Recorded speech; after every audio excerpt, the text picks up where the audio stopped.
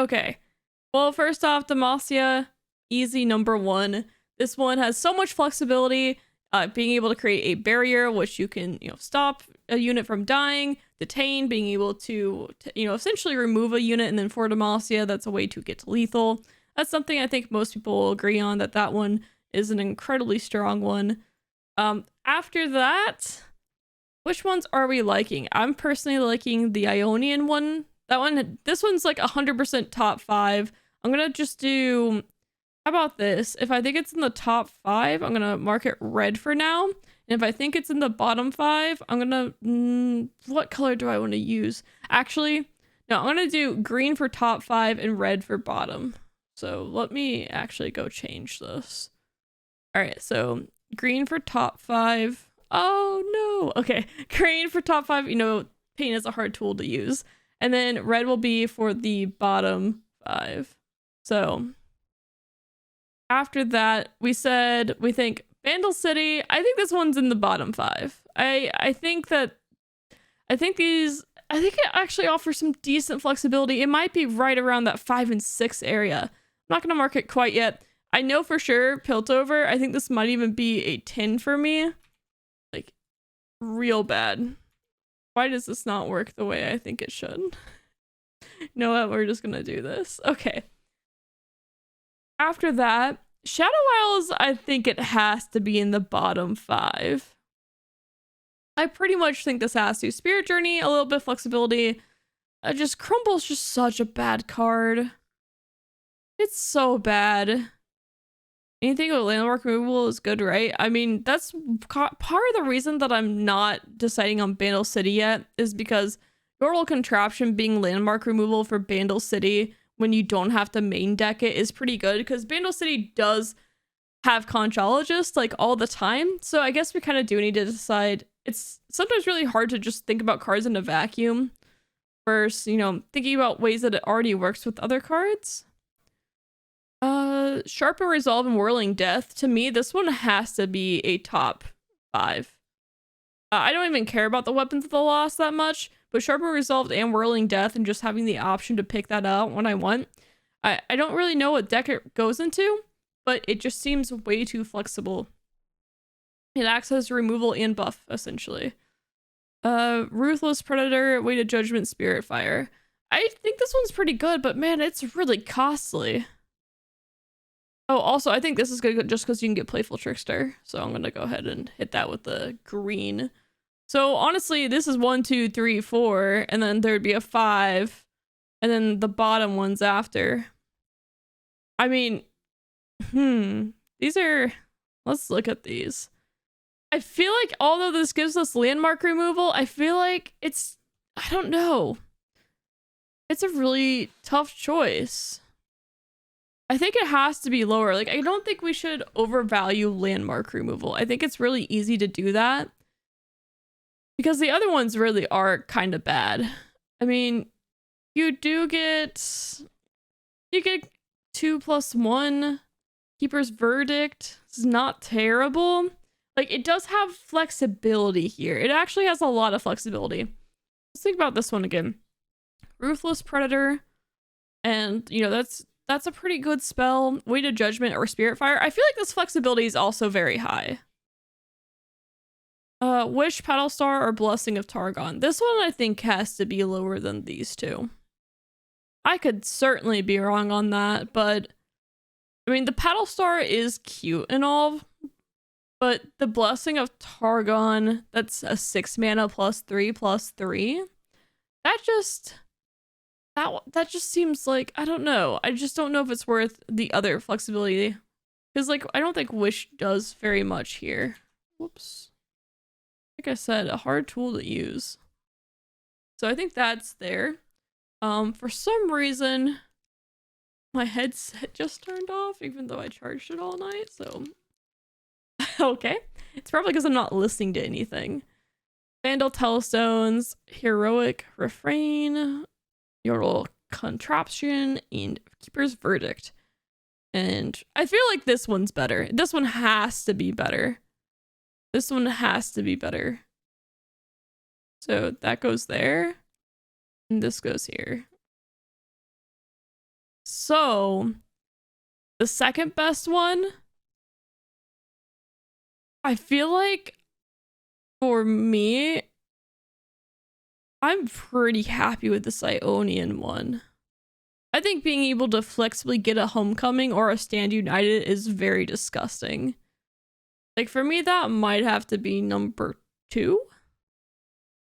Maybe I might be overvaluing this too, but I feel like it's really good. For me, it's... Alright, so we're looking at Ionian Tellstones, Bilgewater Tellstones, and Noxian Tellstones for number 2. Is what I would say. And I think Sharper Resolved and Whirling Death are really good, but man, I think Ionia is just too good. Like, I think I have to put this thing at a 2. Like, it looks so solid to me.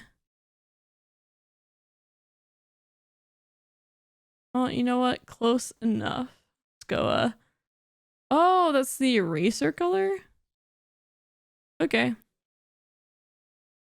Alright, so number 2 for Ionia. And then after that, it's between, I would say, Bilgewater and Noxian Tellstones. To me, more powder isn't going to be something used too often, but Chum the Waters is really good to control the board and also get plunder procs. And then Playful Trickster is just so good. I think getting Playful Trickster just has to be number 3. And then I think it's pretty closely followed by the... oh, where's my paint? Oh, there we go. I think it's closely followed by Noxus. Oh, I need to get better at this. Hey, Jax, what's up? Sorry, you're not out yet. You're not in Legends of Runeterra. You'll have to come back next time. Okay, and then Noxian Tellstones is a 4.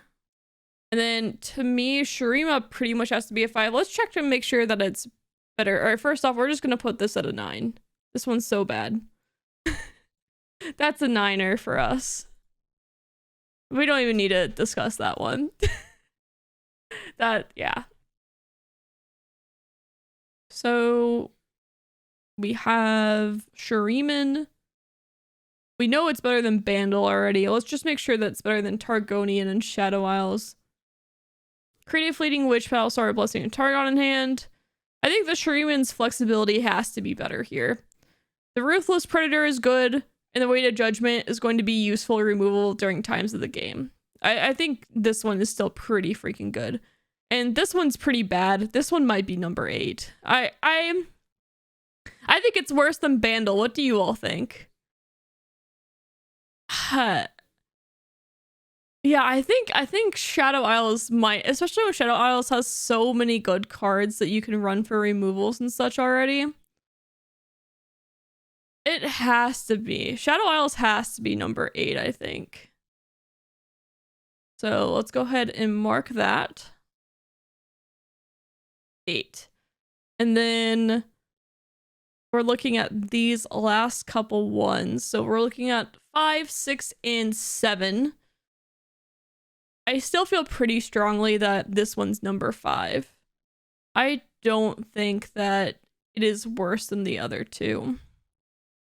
So let's go ahead and mark that, number 5.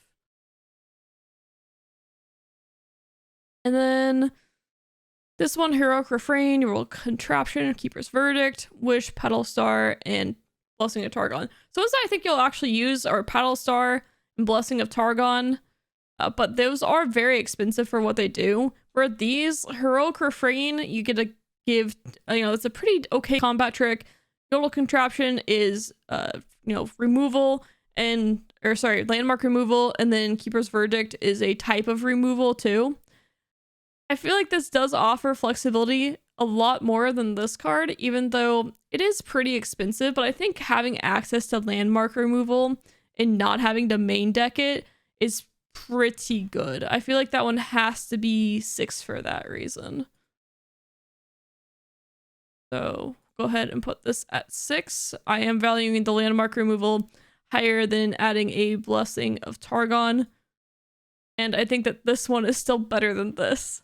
So that's my order of who's the best here. So Demacian, not even close. Ionian, I think it's a pretty solid in the second. And then 3 and 4 kind of are close to each other, I feel like. And then 5 is pretty distant from number 4. And then 6 is very distant from 5, I feel like. Pretty distant. And then 6 and 7 are kind of close. 7 and 8 are pretty distant. And then even 8 and 9, there's like a giant gap between Shadow Isles and Piltover. It's not even close. Noxian's a 4th. 4 out of the list because Sharpened Resolve and Whirling Death are both very good cards. That's the reason why. And really later in the game, Weapons of the Lost isn't the worst thing ever. It's not great, but it's a lot more playable than like Crumble in my opinion. Or even Mark of the Isles to an extent. Like their 3rd worst card is better than some people's best card. Piltover, the Aftershock is good, and the other 2, I don't know, maybe... Alright, Progress Day, I'm pretty much never playing a 9-mana Progress Day. I'm just not gonna do it. No. I mean, there's very rare cases that I would. And then Hextech Transmogulator can be good, but it is one of the more countered cards in the game right now, I feel like.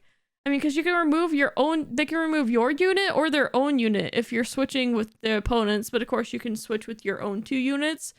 I've played this card a good amount because of Mirai Greatmother, and honestly, it usually did go off. But the Aftershock, I don't know, maybe it is better than Shadow Isles. Maybe it is better than Shadow Isles. I think it might be. What do you all think? Is Piltover better than Shadow Isles here? I think it is actually. I think Shadow Isles might be the worst one. I think that's true. I'm gonna change them. I think it is better. Because the Shadow Isles one, it's bad. It's real bad. Oh, there we go.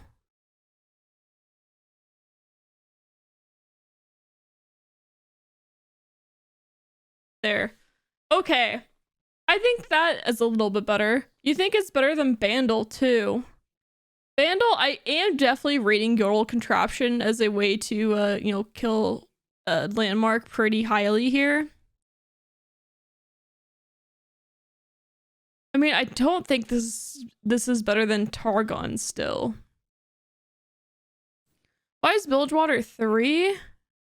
Maybe Noxian's better. Oh, I think Playful Trickster is really good. I think being able to get a fleeting Trickster, and I think Chum the Waters isn't bad. It is a little bit not as flexible as the other ones are, but I feel like getting a Playful Trickster or the Chum the Waters is really, really good. Like, those are 2 very powerful cards when you're not main decking them. Shadow Isles definitely, I think, has to be the worst, though. I think we're pretty solid on that one.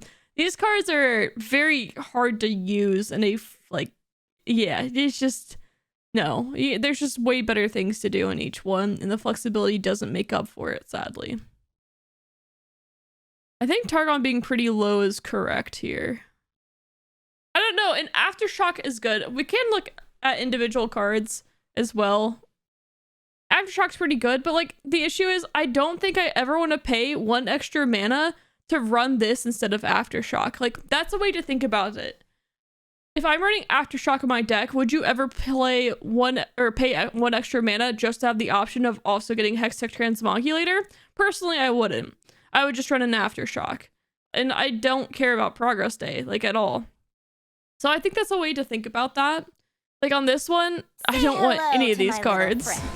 Hey, Gaming Grandmom. Thanks. Appreciate it. Welcome, everyone. We're discussing the new cards and rating the Tellstones against each other right now. So, this one, Playful Trickster, you can main deck, and Chum the Waters, you can main deck. And would I pay 1 extra mana to do either of these or to not main deck them and have flexibility? Oh, yes, I would. Oh, yes, I would. That's why I like this card so much. Obviously, we know how we feel about Ionia. This one, This one's just paying for flexibility. Like, none of these cards you ever really want to play, and you do when you have to, but the flexibility when you do have it is a lot better. Progress Day can be very good in specific situations. Also, other cards are not very bad too. Honestly, I should just move chat like this. Hey, gaming grandmom. And you all can, there we go. I think there's very, very, very specific situations, but 9 mana for a Progress Day and the metas that we've been having that have been very quick, I think it's very unlikely that, you know, Progress Day, to me, this is something that you're more likely to play in like PvE. Like, Tellstones and PvE seems really good. It seems really good. I am talking about PvP. So I just want to make sure that it's clear that I'm thinking about PvP, but yeah, in PvE, I think this card's really good, actually.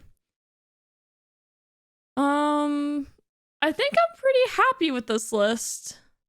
There's a few that might change here and there, and I think I'm going to post this to YouTube, so let me know in the comment section what you think about these different rankings. Which ones are you excited for? Which ones are you not excited for? And I will see you for the next video. Bye! A quick shout out to my patrons. Thank you so much for supporting the channel. I really do appreciate it.